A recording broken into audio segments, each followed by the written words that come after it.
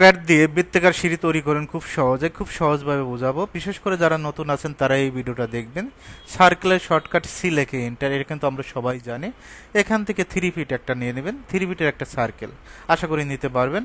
Offset ও লেখে enter, 2 লেখে enter, ওকে। আবার অফসেট নেব, ও লেখে এন্টার, 5 ফিট লেখে এন্টার, সুন্দরভাবে 5 ফিটের অফসেট নেবেন। অফসেট আবার 5 ইঞ্চি। অটোক্যাড যে কেউ শিখতে পারেন, একেবারে সহজ। তারপর আমাদের যে কাজটা করতে হবে, লাইন নেবেন, এই পয়েন্ট থেকে এই পয়েন্ট, জাস্ট লাইনের কাজ, আশা করি লাইনের কাজ করতে পারবেন। তারপর ট্রিম করব। রেফারেন্স লাইনের শর্টকাট আমরা এল লেখে এন্টার। রেফারেন্স লাইন বলতে কি বুঝাইছে, এখানে একটা ক্লিক, এখানে একটা ক্লিক, এতটুকুই লাইন। কতটুকু? আমরা যতটুকু রেফারেন্স লাইন দিয়েছি এই লাইন। আপনি চাইলে ইন্টারফেস থেকে কাজ করতে পারেন, জাস্ট লাইনে ক্লিক করে এখানে একটা ক্লিক করবেন, এখানে একটা ক্লিক করবেন। এখন এই লাইনটা সিলেক্ট করে এআর লেখে এন্টার, অ্যারে পোলারে ক্লিক করবেন, অবশ্যই সেন্টারে ক্লিক করতে হবে। সেন্টারে ক্লিক করার পর এখানে 360 আছে, 360 থেকে আমরা 270 দেব, আশা করি 270 দিতে পারবেন।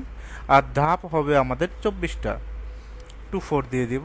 অটোমেটিকভাবে কিন্তু এটা রাউন্ড স্টিয়ার হয়ে গেছে। এখন যদি আমরা মেজারমেন্ট চেক দিই, প্রত্যেকটা যদি চেক দিই, ডিএলআই লেখে এন্টার, এই পয়েন্ট থেকে এই পয়েন্ট, আপনি ডিএলআই লেখে এন্টার দিতে পারবেন না, ডিএএল dimension align. First point click করবেন, সেকেন্ড পয়েন্ট ক্লিক করবেন, 1 ফিট 8 ইঞ্চি। এখান থেকে এখানে প্রত্যেকটা মেজারমেন্ট সেম থাকবে।